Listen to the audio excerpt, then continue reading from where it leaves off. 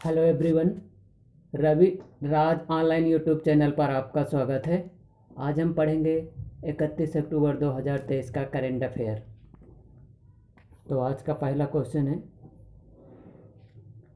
Automated permanent academic account registry के संबंध में निम्नलिखित कथनों पर विचार कीजिए। कथन नंबर 1, यह भारत सरकार की one nation one student ID पहल का एक हिस्सा है। कथन नंबर 2, इसका उद्देश्य शैक्षणिक संस्थानों के लिए एक एकल विश्वसनीय संदर्भ प्रदान, धोखाधड़ी तथा डुप्लीकेट शैक्षणिक प्रमाण पत्रों के रूप में काम करना है। तो इसका सही जवाब होगा ऑप्शन नंबर 2। 1 और 2 दोनों सही, 1 और 2 दोनों सही। ये इस बार जो चला तो इसे जो न्यू एजुकेशन पॉलिसी 2020 में जो जारी की गई तो उसका एक हिस्सा है।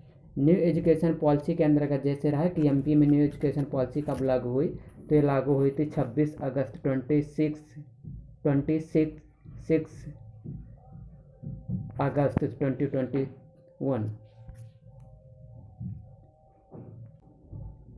इस चक्रवात के बारे में देखिए, तो जो चक्रवात है वर्तमान में जो चर्चा के केंद्र बिंदु है, प्राकृतिक आपदा का केंद्र बिंदु है। तो ये वाले में अरब सागर में आया है तेज चक्रवात, और बंगाल की खाड़ी में आया है हामून चक्रवात।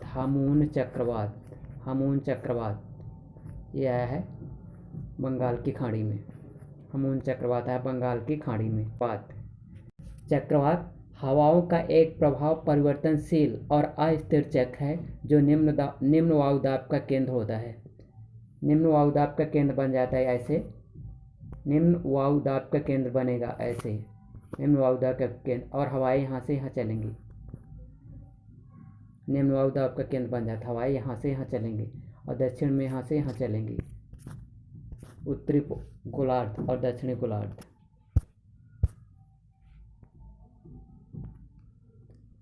हाल ही में चर्चा में रहने वाला रेफरेंस फ्यूल के संबंध में निम्नलिखित कथनों पर विचार कीजिए। कथन नंबर 1, यह प्रीमियम उच्च मूल्य वाले उत्पाद होते हैं जिसका उपयोग वाहनों के अंशांकन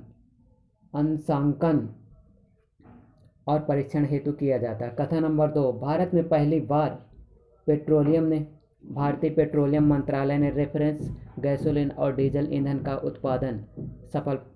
उत्पादन सफलतापूर्वक शुरू किया है। तो इसका सही जवाब होगा ऑप्शन नंबर सी। ये देखिए रेफरेंस फ्यूल के संबंध में है, तो रेफरेंस फ्यूल क्या कहलाते हैं? रेफरेंस फ्यूल उच्च मूल्य वाले उत्पाद होते हैं जिनका उपयोग ऑटोमोटिव क्षेत्र में परीक्षण और प्रमाणन में शामिल करने के लिए किया जाता है। इंडियन ऑयल ने भारत में पहली बार रेफरेंस गैसोलीन और डीजल ईंधन का सफलतापूर्वक परीक्षण किया है, इसलिए इसका सही जवाब होगा ऑप्शन नंबर केवल 1। ये वाला कथन गलत होगा।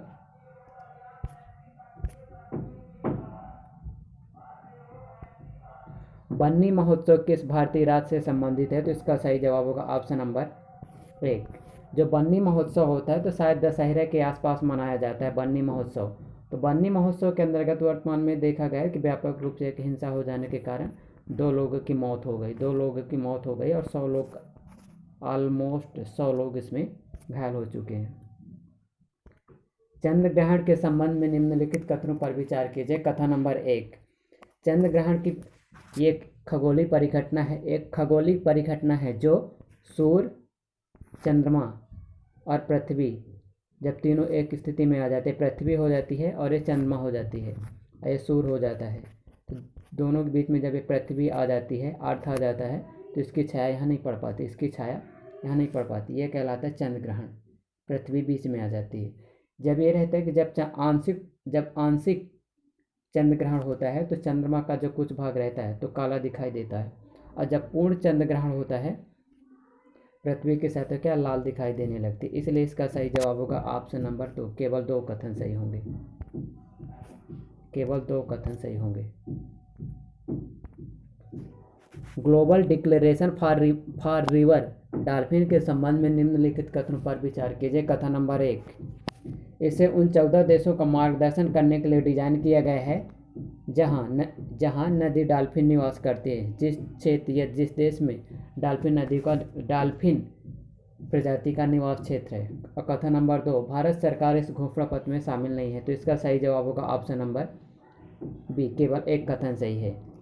ये डाल्फिन जो प्रजाति है उसको डाल्फिन को प्रोटेक्शन करने के उद्देश्य से पूरे विश्व के जो 14 देश रहे 14 कंट्रीज के द्वारा क्या एक मार्गदर्शक के रूप में एक डिक्लेरेशन घोषणा पत्र बना देते हैं। इसमें भारत और बांग्लादेश भी शामिल है, क्योंकि भारत में गंगा नदी और चंबल नदी में डाल्फिन पाया जाता है, इसलिए एमपी में डाल्फिन अभ्यारण्य जैसे है घाटी गांव। और जो डाल्फिन दिवस मनाया जाता है, 5 अक्टूबर को, राष्ट्रीय डाल्फिन दिवस मनाया जाता है 5 अक्टूबर को 2021 से इसे शुरू किया गया था। बेरिंग सागर के संबंध में निम्नलिखित कथनों पर विचार कीजिए। कथन नंबर 1, यह प्रशांत महासागर का एक सागर है। कथन नंबर 2, इसमें अनादिर नदी एकमात्र नदी है जो इस सागर में अपना मुहाना बनाती है। तो इसका सही जवाब होगा ऑप्शन नंबर 1, क्योंकि जो ये बेरिंग सागर है तो आर्कटिक महासागर और प्रशांत महासागर को कनेक्ट करता है। इसमें जो नदी रहती है, इसमें जैसे कामचटका प्रायद्वीप और अलास्का को यहाँ डिवाइड करता है, कामचटका प्रायद्वीप और यहाँ अलास्का को डिवाइड करता है। और जो इसमें जो नदी हैं तो अनादिर नदी और यूकॉन नदी, अनादिर और यूकॉन नदी इसमें अपना मुहाना बनाती हैं। ये देखें, ये अनादिर नदी और यूकॉन नदियाँ अपना मुहाना बनाती हैं। कहाँ पर? यहाँ मुहाना बनाती हैं। लोकेश बोकड़े को द्वारा इंटरनेशनल बुक ऑफ रिकॉर्ड के रूप में जाना जाता है, तो किस जिले के हैं? तो इसका सही जवाब होगा ऑप्शन नंबर पांडोरना छिंदवाड़ा जिले से अलग होकर बनाया गया एमपी का 54 नंबर का जिला है। 54 नंबर का जिला है।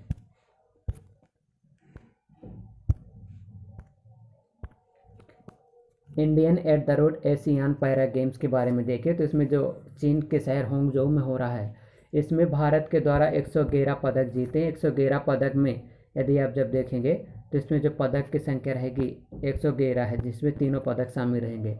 और इसमें तीनों पदक इसमें शामिल रहेंगे, जो कि एशियन गेम्स जैसे 19वें नंबर के, तो उसमें भारत के द्वारा 107 पदक जीते और भारत चौथे नंबर पर रहेगा। चौथे नंबर पर भारत का स्थान है। और उसमें जो 23 सितंबर से 8 अक्टूबर तक जो 38 नंबर के राष्ट्रीय खेल हुए हैं, राष्ट्रीय खेल के अंतर्गत गोवा में जो हुए हैं, तो उसमें एमपी के जो खिलाड़ी हैं तो 16 पदक जीते हैं। मध्य प्रदेश के किस जिले के लोकांश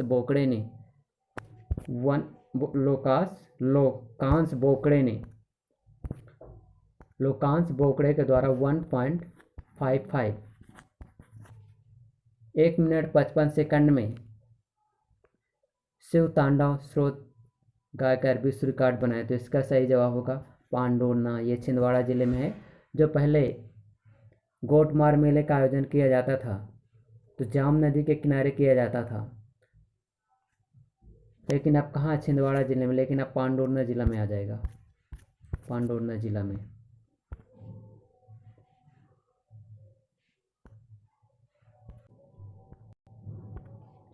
तो देखें आगे, आज थोड़ी सी चर्चा करेंगे पब्लिक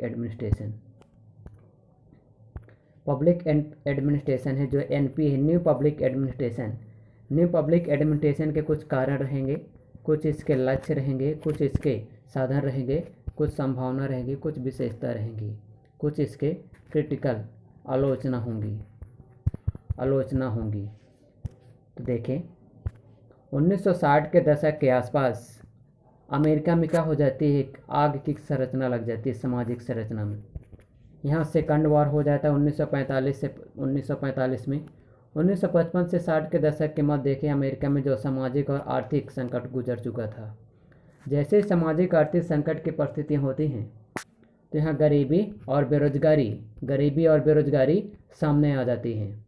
जितने भी युवा हो जाते हैं तो बेरोजगार हो जाते हैं। वहीं समाज में क्या लगी थी? समाज में एक आग लगी थी, ज्वाला लगी थी। कैसे? 1967 में जैसे जब वियतनाम युद्ध होता है तो पूरे विश्व स्तर पर देखा जाए वियतनाम में क्या था? एक आग लगा था समाज में, बेरोजगार हो गए थे। इसलिए ये इसके कारण रहे। इसीलिए 1960 के दशक में 1960 के दशक में नव युवाओं के द्वारा चलाया गया नारा आंदोलन या नवीन विचारधारा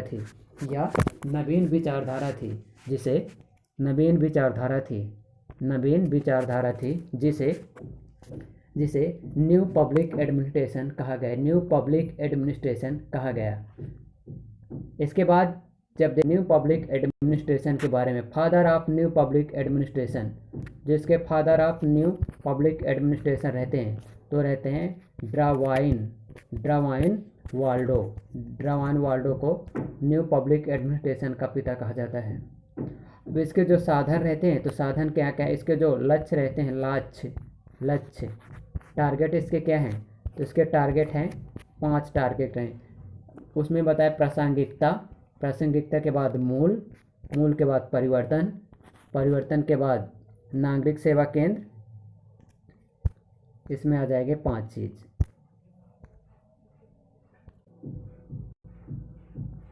तो देखें, जो न्यू पब्लिक एडमिनिस्ट्रेशन रहता है तो इसके 5 एलिमेंट रहते हैं। 5 प्रासंगिकता, समता, परिवर्तन, वैल्यूज और क्लाइंट सर्विस। प्रासंगिकता का मतलब होता है कि जो पूरे विश्व स्तर पर जब नवीन लोक प्रशासन की कंसेप्ट चला था, उसका बीज यहीं से था, बीज यहीं पड़ा था। तब उन्होंने बताया कि लोक प्रशासन में ऐसी शोध या रिसर्च की जाए जिसकी प्रासंगिकता हो। ऐसा शोध रिसर्च किया जाए जिससे सामाजिक सलूशन निकल सके, सामाजिक समस्याओं का सलूशन निकल सके। इसी को लेकर इसका जब विकास हुआ तो 3 सम्मेलन होते हैं। हानि प्रतिवेदन जैसे जब सम्मेलन होता है तो उसमें बताया जाता है कि एक लोक कमीशन आयोग का गठन किया जाए, लोक सेवा आयोग का गठन किया जाए। बोले जो राजनीतिक और प्रशासनिक को व्यापक क्षेत्र बनाया जाए, फैक्ट और मूल दोनों को शामिल कर दिया जाए, छात्रों को छात्रवृत्ति दिया जाए, और जो लोक प्रशासन क्षेत्र में रिसर्च कर रहे हैं उनको आर्थिक सहायता और गैर आर्थिक सहायता दिया जाए। सेकंड नंबर का जो फिलाडेल्फिया सम्मेलन होता है उसके जो अध्यक्ष रहते हैं जेसी चार्ल्सवर्थ, उसके जो नाम रहता है जेसी चार्ल्सवर्थ उसके रहते हैं। चार्ल्सवर्थ जैसे जब रहते हैं तो उनके द्वारा जब बताया जाता है तो उसमें क्या रहता है फिलाडेल्फिया सम्मेलन में, बोले कि जो साइकोलॉजी है ना, साइकोलॉजी के व्यवहारों को उसमें अध्ययन करना चाहिए था। पद सोपान उसमें नहीं होना चाहिए, लेकिन मनोवैज्ञानिक समस्याओं को उसमें शामिल करना चाहिए, जैसे भ्रष्टाचार, करप्शन, रिलेवेंसी। इसीलिए केवल साइकोलॉजी पर आधारित था ना, वो तो साइकोलॉजी पर आधारित था। और आगे देखें, 1968 में जो मुन्नो ब्रिक्स सम्मेलन होता है, जो मिन्नो ब्रुक सम्मेलन होता है 1968 का, इसका मूल सार ये था कि प्रासंगिकता होना चाहिए था। लेकिन 1998 में जो बना था, 1998 में जो बना था, तो इसका मूल क्या था? इसका मूल था कि इसको लीडरशिप प्रदान किया जाए, लोक प्रशासन को एक लीडरशिप प्रदान करना चाहिए था, एक लीडरशिप प्रदान करना चाहिए था किसे? लोक प्रशासन को। और सेकंड नंबर का जैसे जब 1998 का जब मुन्नो ब्रुक सम्मेलन होता है, मुन्नो ब्रुक सम्मेलन के अंतर्गत संवैधानिक, आर्थिक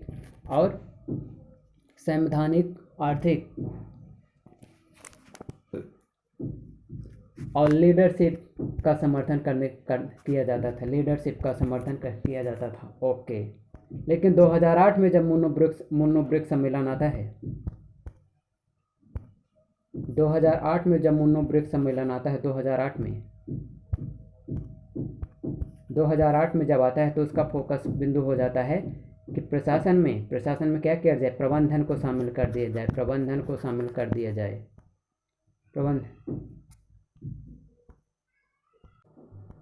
Thank you very much for watching of this video.